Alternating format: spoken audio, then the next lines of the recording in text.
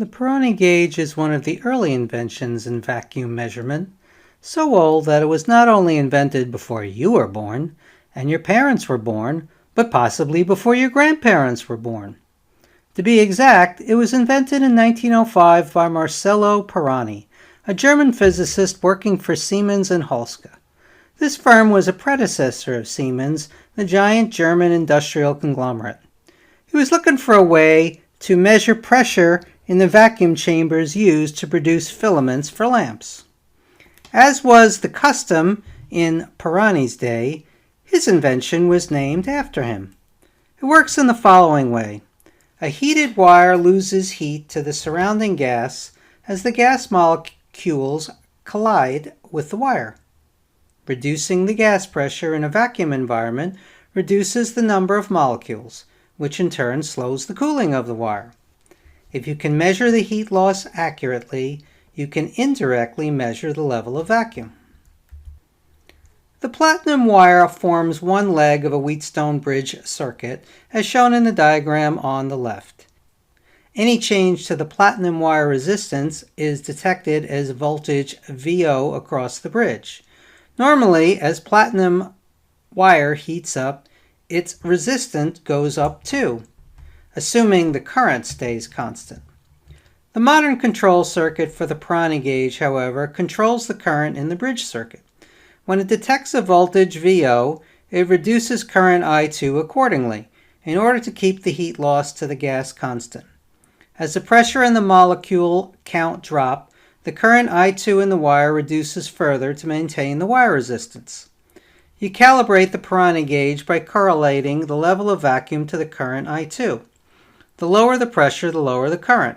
Pirani gauges lose accuracy at high vacuum levels. Other vacuum sensors must be used at that point. Here are a few other types of vacuum sensors. Piezoresistive sensors are used extensively for medium accuracy vacuum measurements due to their reasonable cost. Dial gauges, also found in very low-cost pressure sensors, are useful only for rough estimates of vacuum. As the vacuum increases, the dial in the gauge on the left rotates clockwise. The user reads the level of vacuum by aligning the dial with the small lines on the circumference. Very often, dial gauges are used solely as a sanity check for the presence of vacuum flow in a pipe. This is a similar situation to customers using variable area flow sensors as a rough check on fluid flow in a pipe. The lower the level of atmospheric pressure, the lower the height of the column in a column gauge. They are generally too bulky to use in a vacuum chamber. They are not corrosion resistant. Ionization vacuum gauges work by ionizing the ambient gas molecules and then correlating the ion current to the level of vacuum. They are also too bulky to use in a small crowded vacuum chamber. The capacitance manometer operates under the same principles as a capacitive absolute pressure sensor, but with the reference side of the diaphragm evacuated to a very high level of vacuum. Pressure is determined by measuring the change in capacitance between a metal diaphragm and an adjacent fixed dual electrode. The capacitance manometer is outfitted with a getter or plasma shield to prevent corrosion of the sensing diaphragm. A getter is a reactive chemical placed inside a vacuum system for the purpose of reacting with unwanted gas molecules. Normally, these gas molecules would contaminate the diaphragm, possibly leading to failure via corrosion. I was curious as to where a getter gets its name from. Unfortunately, even Wikipedia did not know. I speculate that the getter gets its name from the fact that it is used to go get unwanted molecules. The #1 reference online to plasma shields refers to how they miraculously work on Star Trek. Captain Kirk routinely barks, "Shields up!" every time the Klingons, Romulans, or other random aliens attack the Enterprise. After you slog through some more online references, you learn that a plasma shield works by creating a high-temperature plasma with a noble gas in front of the diaphragm. The presence of the noble gas prevents the reactive gases from reaching the diaphragm. The method works because there aren't a whole lot of reactive gas molecules in the vacuum chamber to begin with. The sensing electrode is made of high nickel content stainless steel, another way to inhibit corrosion. Commercial capacitance manometers typically have an accuracy of 0.25%, far better than any other type of vacuum gauge. They are the vacuum sensor of choice for modern semiconductor manufacturing. The capacitance manometer was commercialized between 30 and 40 years ago. As such, an expired patent is useful for understanding how it works. You can tell that this drawing is from an expired patent because it appears to be drawn in pencil. Somebody back then had meticulous handwriting and tremendous patience. The Leonardo da Vinci of mechanical designers. These days, a designer can automatically create the same assembly section from a 3D CAD program in about an hour. And nobody can read his handwriting. The capacitance manometer is installed with its gas inlet port 106, seen at the bottom of the drawing, inserted into the vacuum chamber. The gas in the chamber contacts the back of the diaphragm 126. Fixed electrodes 340 and 342 are installed on separate and discrete sections of the flat surface 310 of a thick ceramic plate. A reference vacuum is created between the fixed electrodes and the diaphragm at time of manufacture. Each of these fixed electrodes measures a slightly different capacitance in relation to the diaphragm 126. This is because the diaphragm deflects in an arc when vacuum is applied to the gas inlet port 106. The higher the level of vacuum, the more the diaphragm deflects in the middle relative to the outer edges. Being located at the middle of the gauge, fixed electrode 340 will measure a larger change in capacitance than fixed electrode 342. Roller bearings 340 support the solid ceramic plate, so it remains near perfectly flat, regardless of the mechanical stresses introduced by the 1000 degrees C temperature in the vacuum chamber.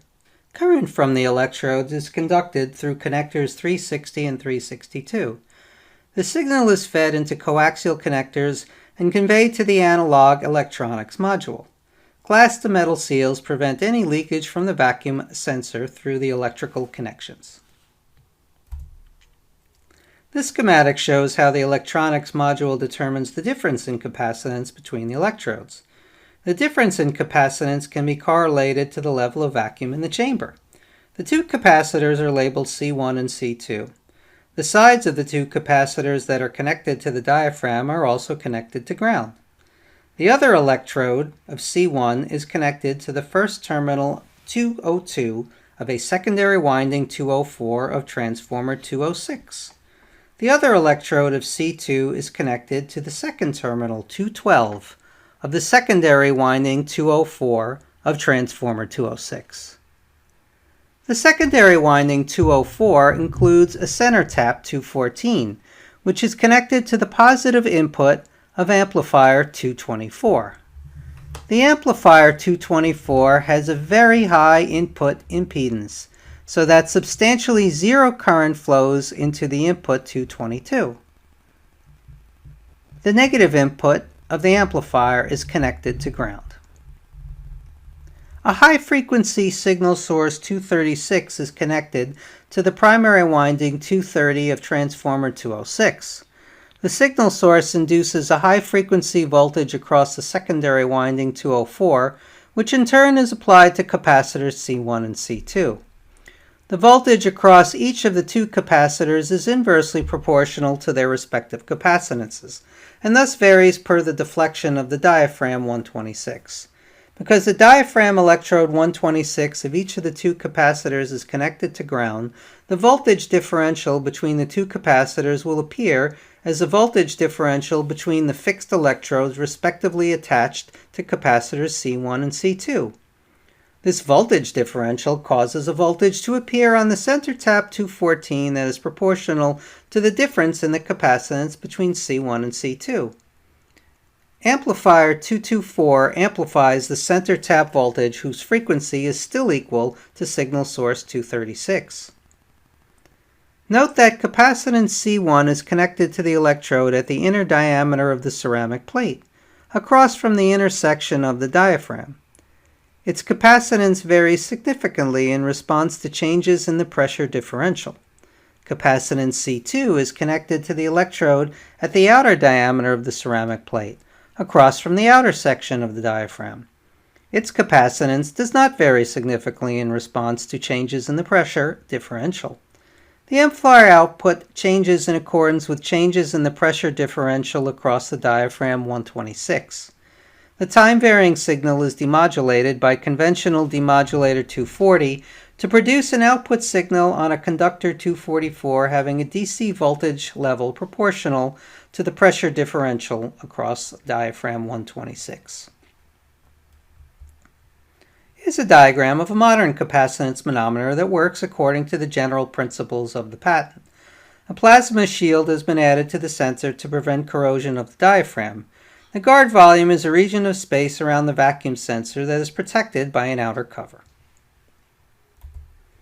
Capacitance manometers require very high signal resolution in order to resolve the voltage difference generated by the difference in capacity of the electrodes. That's because these capacitances are measured in picofarads, which is virtually nothing. This chart from a leading manufacturer defines the minimum resolvable analog signals at different A to D resolutions. For example, a 12-bit A to D conversion of the manometer signal will measure a minimum signal of 2.45 millivolts. This corresponds to 0.0245 torr on a manometer with a full-scale output of 1000 torr. Another way of saying this is that a manometer built with a 12-bit ADC has a resolution of 0.025% of full scale. Let's recap. Now you understand the various types of pressure and vacuum sensors. It's time for you to learn the difference between a pressure sensor and a pressure transmitter.